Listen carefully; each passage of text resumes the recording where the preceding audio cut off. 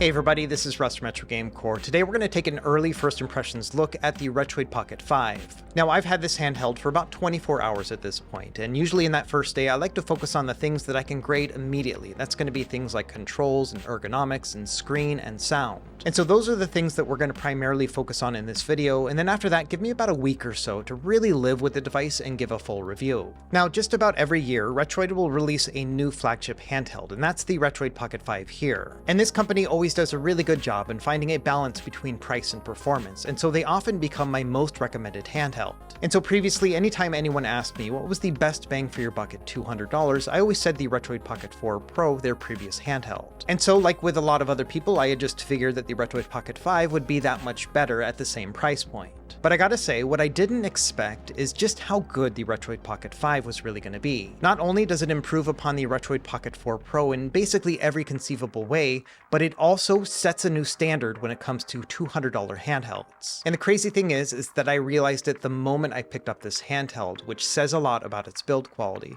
Anyway, we're gonna get into that here in this video, so without any further delay, let's go ahead and get started.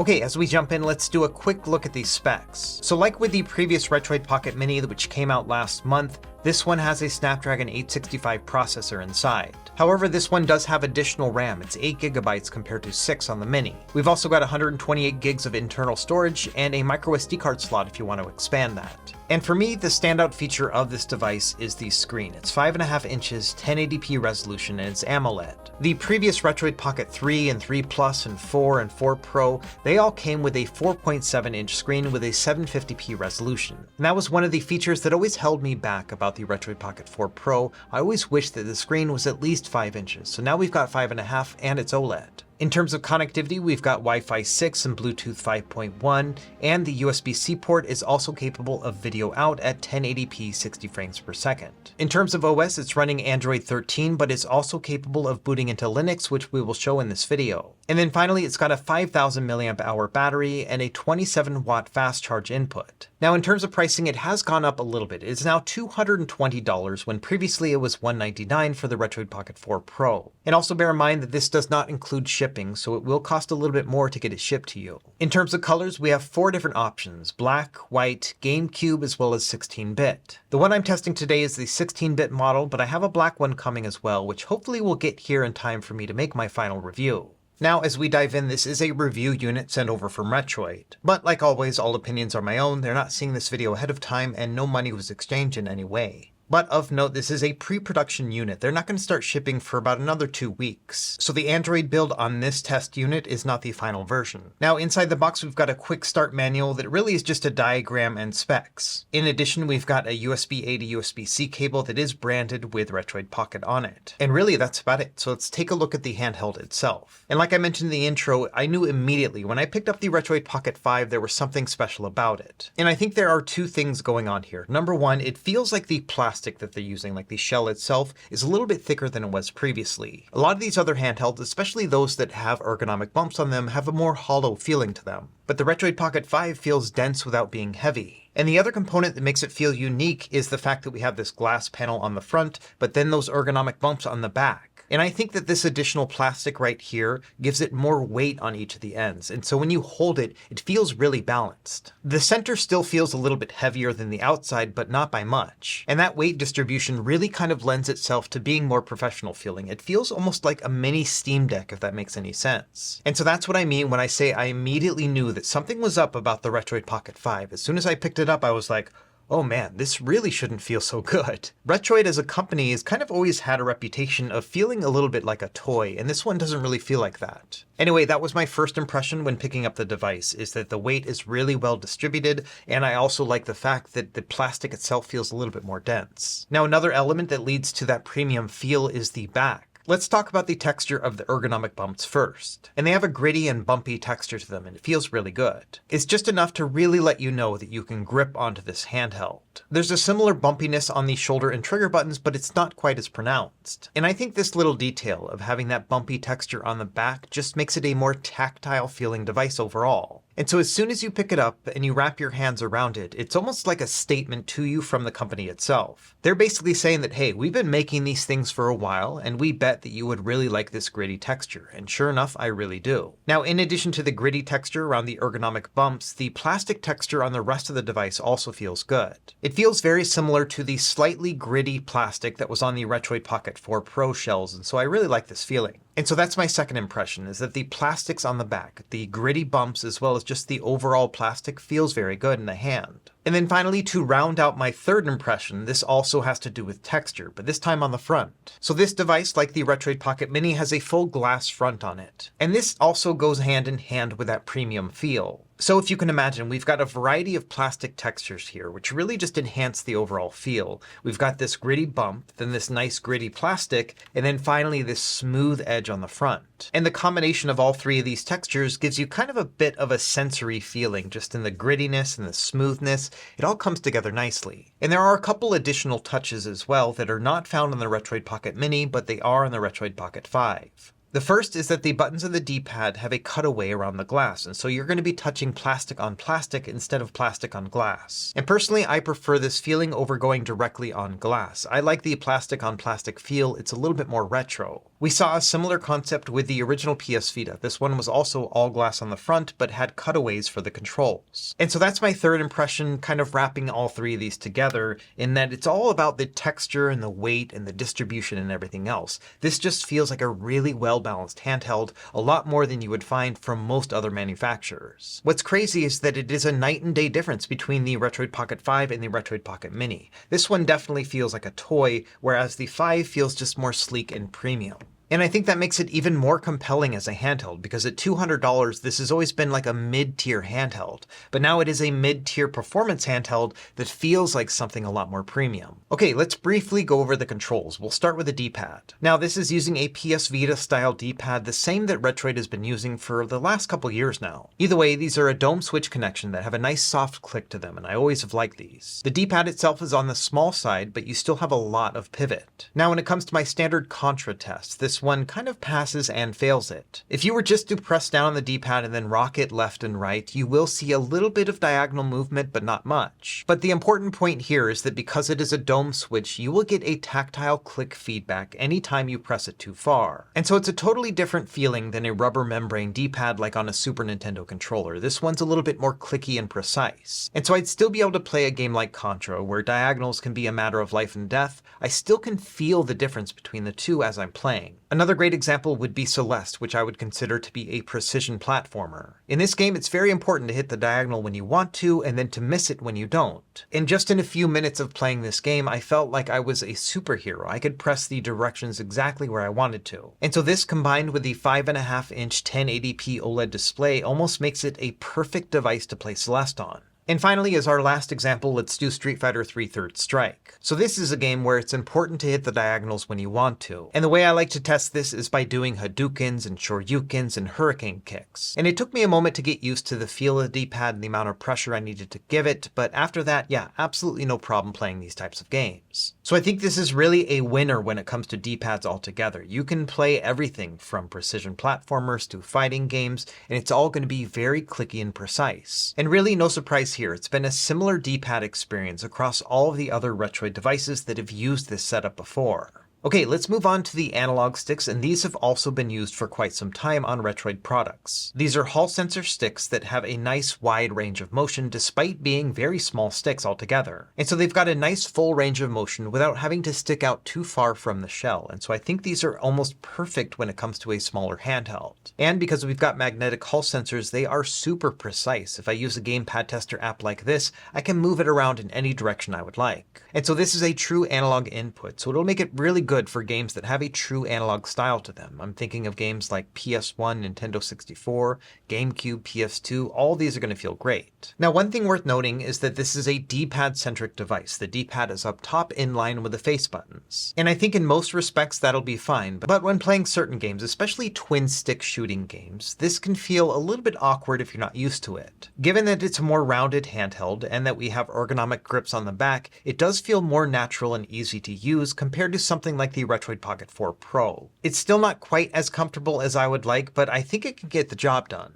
To give you an example, I played a few rounds of Call of Duty Warzone, and while I was playing it, I did feel like I was at a slight disadvantage just because it felt a little bit awkward. When playing a game like this, I'd prefer to have the analog stick on the left up top. I feel like that would give me a little bit more leverage and balance as I'm holding it, much like with an Xbox controller. And so I walked away from the initial testing with Call of Duty Warzone thinking to myself that yeah, this worked okay in a pinch, but I don't think I would be looking forward to playing it with a controller like this. And this actually brings up the only hardware nitpick that I have at this time. And that is that I wish the analog sticks were a little bit more inboard and closer to the screen. We've got a bit of space right here before the screen actually starts, but you have to remember that they have one of these hidden bezels on the screen. And so even though from the front of it, it looks like we could push these in more, they may not have the space underneath. Regardless, I think it would be better if they were closer, just because it would be more comfortable to use naturally with your thumbs, but then also the sticks would be more out of your way when it comes to playing with the D-pad and face buttons. Now these sticks haven't really gotten in the way for me, but I just think it would have been a better setup overall. And if we compare the Retroid Pocket Mini and the Retroid Pocket 5 side by side, you can see that they actually did do that with the Retroid Pocket Mini. This one has a more V-shaped pattern to it in that these sticks are inboard, whereas this is a little bit more straight up and down. And I've always found a setup like this is going to be more comfortable. And so yeah, I wish these were just a little bit more inboard, but again, I'm not sure if they could have just because of the panel. And one other note about the sticks, these do have RGB lighting. You can open this up in the Android settings. There'll be a drop down in the top menu. Here you can choose from a number of different default colors and also adjust the brightness. And if you'd like, you can go into the custom setting. This will allow you to pick basically any color in the rainbow. And you can also mess around with how dark or bright the individual color is too. Also in this menu, you can change individual colors for each stick if you want to have them different. And whether or not you like the RGB lighting on your device is totally going to be up to you, but it is very easy to turn off. Okay, now let's talk about the face buttons, and these do feel different from the Retroid Pocket Mini. The first thing I noticed right off the bat is that these buttons do not stick out as prominently from the shell as the Retroid Pocket Mini. And so these have a shorter throw or travel to them, and as a result, they're not quite as clacky and loud. By contrast, the Retroid Pocket Mini buttons stick out quite a bit from the shell, and they have direct contact with the glass on the front as well, which I think just makes it a little bit more hollow sounding. Let's do a quick audio test between the two so you can hear what I mean.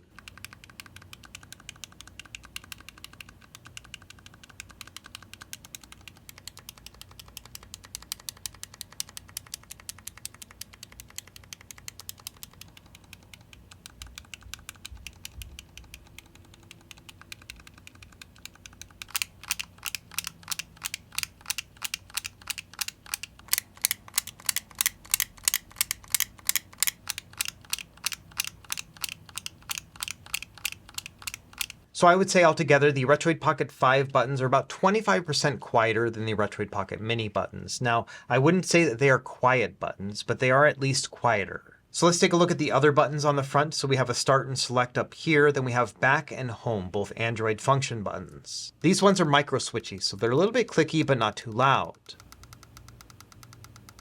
And then finally on the front, we've got our two stereo speakers. Let's do a quick audio test.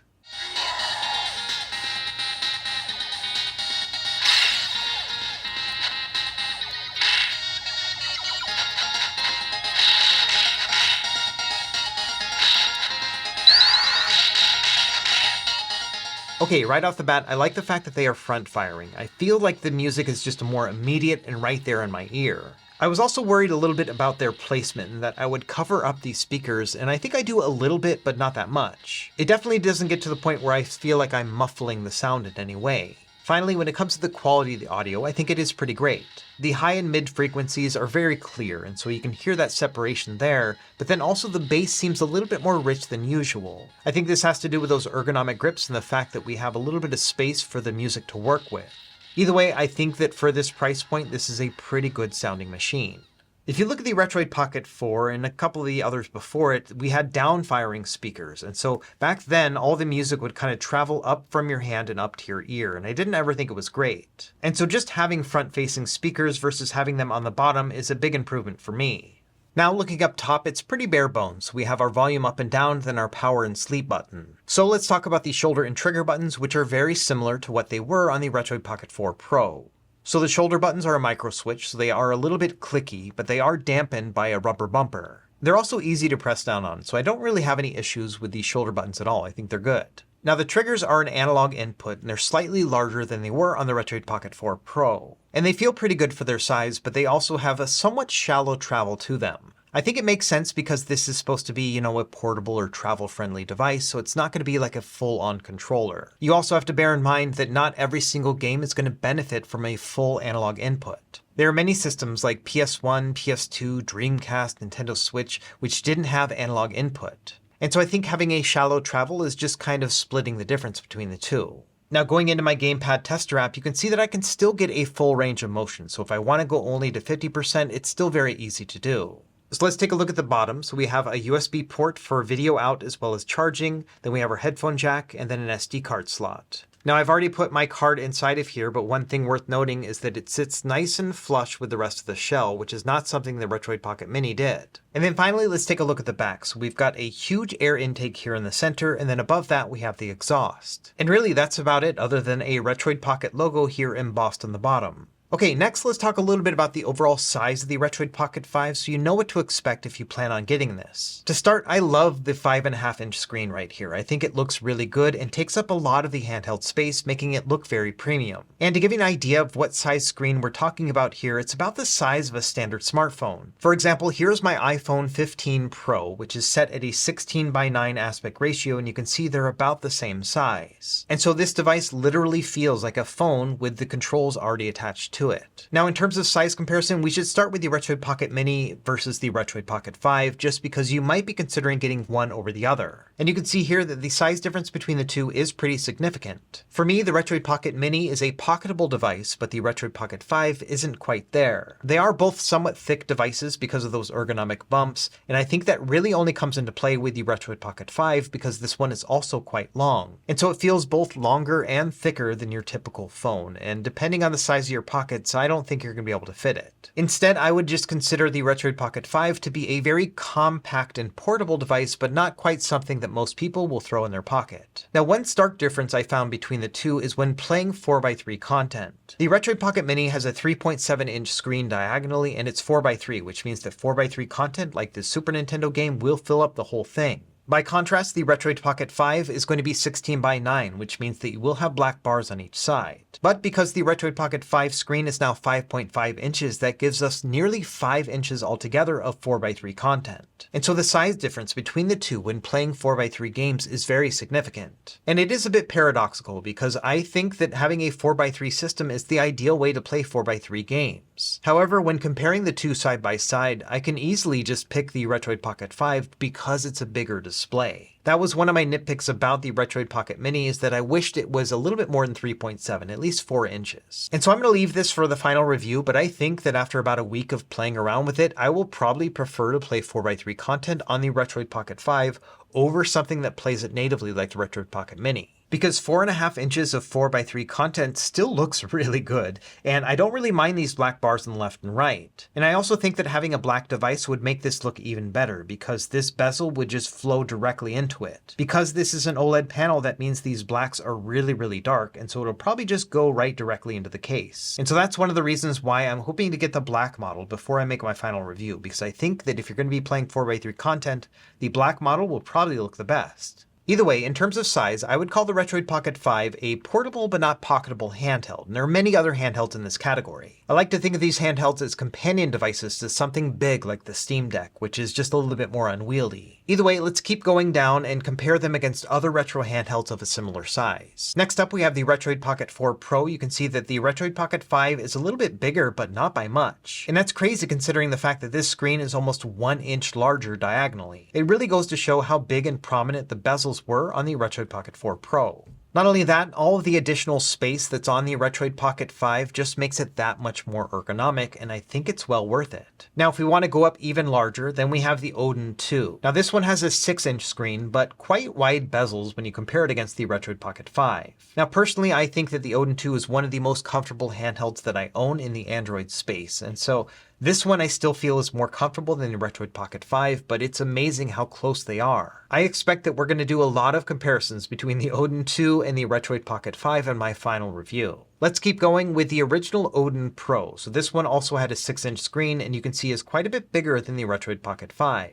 Another really great comparison is going to be the Odin 2 Mini. This one has a Snapdragon 8 Gen 2 in it, which makes it quite a bit more powerful, and it's a little bit smaller than the Retroid Pocket 5. However, in full transparency, I don't really use my Odin 2 Mini at all. It almost feels like it should be the perfect Android handheld for me. It's small, but also very powerful. Unfortunately, I found that this 5-inch screen is a little bit small for my tastes, but then also the device itself gets relatively warm. By contrast, at least in my first day of testing, the Retroid Pocket 5 doesn't quite get as warm at all. It's gotten to the point where there have been some times where I've been really pushing it and I thought to myself, oh yeah, this is really kicking in. But because of those ergonomic bumps, I don't quite feel that heat as much as I do on something like the Odin 2 Mini. So not talking about performance at all, if I had to choose between the two which one I would rather play, it would be the Retroid Pocket 5. We'll talk about this stuff more in the final review once I've had more time with it. It'll really come down to performance, I think, at that point. I think the best way we could wrap up the overall size of the Retroid Pocket 5 is to compare it against the PS Vita and the Nintendo Switch Lite, because it kind of feels like this device splits the difference between the two. When looking at the Nintendo Switch Lite, these both have the same 5.5-inch size screen. However, the Retroid Pocket 5 has that nice bezel-less kind of look to it, which makes it feel much more compact. In fact, it is a smaller handheld than the Switch Lite. Not only that, it feels more dense and comfortable, and so between the two, I would much rather play on the Retroid Pocket 5 than the Switch Lite. And by that same token, it's a little bit larger than the PS Vita. This one has a 5-inch screen, and the 1000 series like this is also OLED. But again, I would still rather play on the Retroid Pocket 5. The button feel is pretty similar, but those overall ergonomics and better sticks just really win me over. And finally, one other handheld worth comparing to is the Anbernic RG556. These both have 5.5-inch OLED screens, and they're both great. However, this is also a great segue to talk a little bit more about the Retroid Pocket 5 screen. First, the RP5 screen is a lot brighter. In fact, if we put them both at 50% brightness, you can see a big difference between the RG556 and the RP5.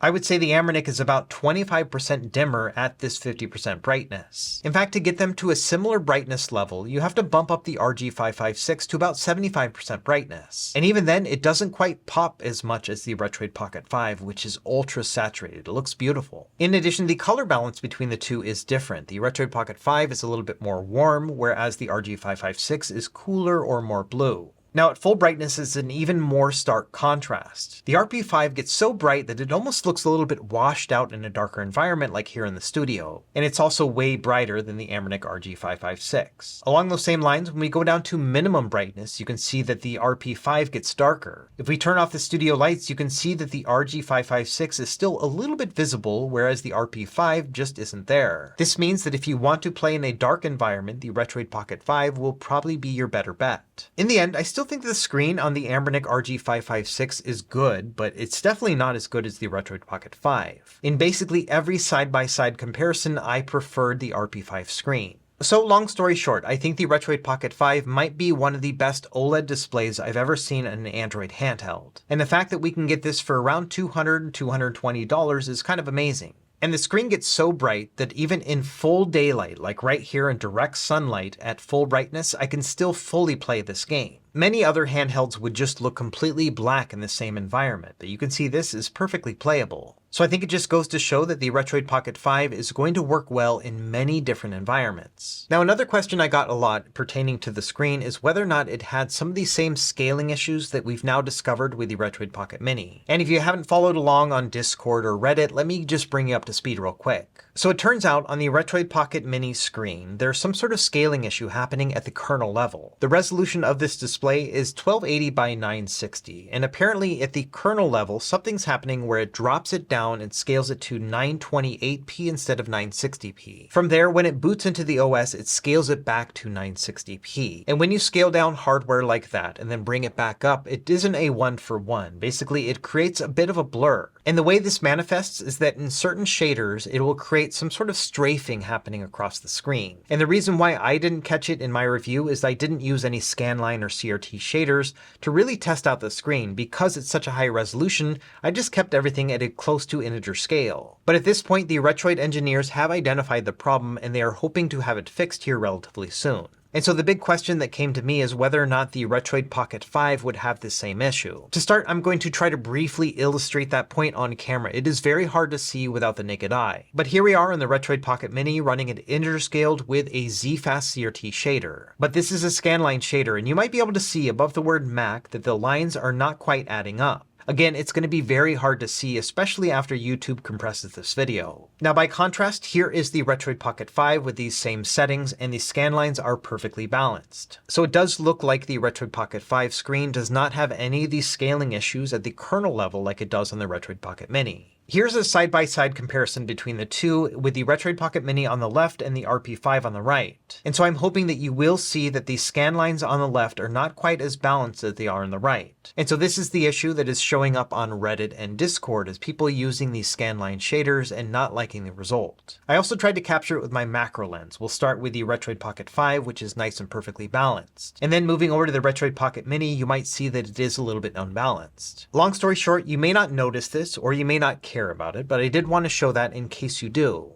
At the end of the day, I think that the Retroid Pocket 5 screen is kind of amazing. I really couldn't ask for a better display. It's OLED, 5.5 inches, and has a bezel-less look to it. And given the fact that this is the same size screen as the 5.5 inch Switch Lite, it almost feels like a really premium version of that handheld. Okay, let's briefly talk about the software experience. So this essentially is just an Android tablet with controls attached. So when you first get the device, it's going to come blank with no games or anything loaded onto it. You're just going to have access to things like the Play Store, Google Chrome, things like that. From there, you'll have to add all of your emulators and Android games, and then your ROMs as well. And then from there, you'll just have to point all of the emulators to your ROMs, configure your settings, and things like that. I've got a bunch of Retroid Pocket guides on my website as well as on this channel. I'll leave some of them linked down below. And the process will be generally the same, although I do need to make an update, and so I'll probably make one for the Retroid Pocket 5 at some point. And once you have everything set up, I recommend using a front end. The one that I'm using here is ESDE, which stands for Emulation Station Desktop Edition.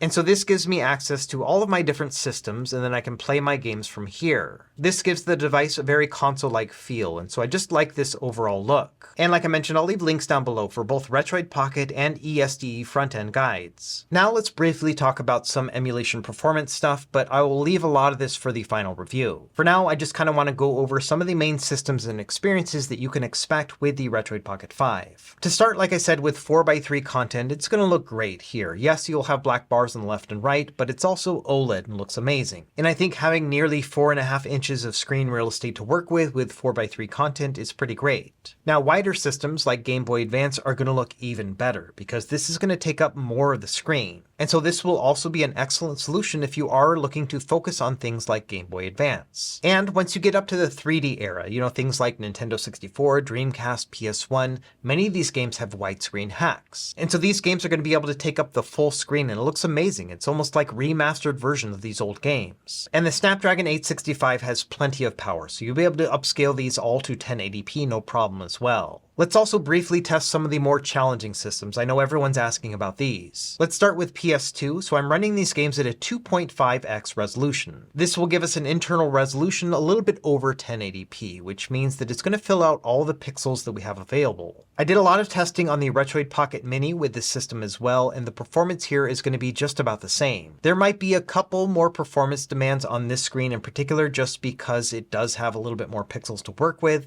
but overall it does feel like the results are basically the same. And PS2 is probably one of the better systems to play on this, because many of these games either had native widescreen support or they have widescreen cheats and patches. And I also think that the Snapdragon 865 is well suited to be able to play up to PS2. Let me give you an example with God of War 2, one of the harder games to run on PS2, again running at a 2.5x resolution. And so here I've actually turned off the frame rate limiter, which means it's going to run as fast as it possibly can. So essentially I'm trying to put this game into fast forward. And if you look up at the top, you can see that it's running at about 110 to 120% speed. That means that we have a 10 to 20% overhead when it comes to playing this game at full speed. And so that is a good thing. That basically means that we probably won't see a lot of slowdown when playing this game even further on. And if a game like God of War 2, one of the more demanding PS2 games, plays with a 10 to 20% overhead, that means that most other games will as well, if not better. And so this is just a quick way of showing that yeah, PS2 works pretty darn well on here, even at a 2.5x resolution. If things got really bad, you could always drop down that resolution, because playing it at native is going to be even better. Now, we can't do the exact same test on GameCube within Dolphin, but we can do something pretty similar. If we look up at the top right, you can see that there is a max percentage. And that essentially is also saying what the max would be if you were to fast forward it. And for most games, it's going to be over 200%, even when playing it at a full 3x resolution. So this means these games are running at a little bit higher than 1080p, but still have a lot of overhead. In general, GameCube actually plays better than PS2 on this device, and so if it runs well on PS2, it generally will run better on GameCube. Moving over to Nintendo Wii, it's going to be a pretty similar story. These games are usually a bit more demanding than GameCube, about the same as PS2. In addition, most of these games have native 16:9 support, which means that they will fill up the whole screen. So I would say that this system is also one that is going to be mostly playable on this device as well, even upscaled to a 3x resolution. Now beyond that, there are two other systems that I could test that I chose not to show any gameplay footage of just because of some recent drama I've had with Nintendo. So the two I'm talking about are Nintendo Wii U as well as Nintendo Switch. Both of these do have emulators that you can find on the internet and you can play them on Android. When it comes to Nintendo Wii U emulation, I found it to be pretty darn good. Most games played well on the latest build, all the way up to Mario Kart 8, but Breath of the Wild did not play at full speed. In fact, it crashed anytime I got to actual gameplay. But you may be delighted to hear that Twilight Princess and Wind Waker HD played great. Now, when it came to Nintendo Switch emulation, I found that most lightweight to middleweight games played okay. Basically everything up through Hades and Super Mario Wonder played pretty well. So like 2D, almost 3D games played well, but I wouldn't be able to play something like Super Mario Odyssey. So those two systems are playing relatively well with some caveats. You're not going to be able to play every game, but there may be some hidden gems that you could play. If you're really looking to emulate those systems on Android, then something like the Odin 2 would probably be a better fit. Anyway, that's enough about emulation. Now let's talk a little bit about Android gaming, because I tested out a bunch and I actually found that this was one of the better ways to enjoy the Retroid Pocket 5. There are so many Android games available on the Play Store right now, and some of them are free, some of them are paid, but almost every single one of them has native 16:9 support, which is going to look amazing, and then of course we've got that AMOLED display. In addition, there are quite a few games that have native controller support, and so it's really fun to be able to just jump into these games immediately. And so even though I prefer to play mostly emulation on my Retroid Pocket 5, if you're looking for an Android gaming handheld, then I think this might be one of the best bets out there. If you consider the price and the performance and the AMOLED display, this is kind of a home run. And then finally, I also wanted to confirm that you can boot into Linux on this device. This is one of the great things about them using a Snapdragon 865 processor. This is one of the few powerful ARM-based chips that actually have Linux support. So here I am testing it with Rocknix, which is an emulation-focused Linux distribution. And I did a whole video about Linux on the Retroid Pocket Mini, and all that same stuff applies here. And this will open up some emulators that are not available on Android, including the Xbox emulator. Now, it doesn't perform great. I would recommend checking out that video,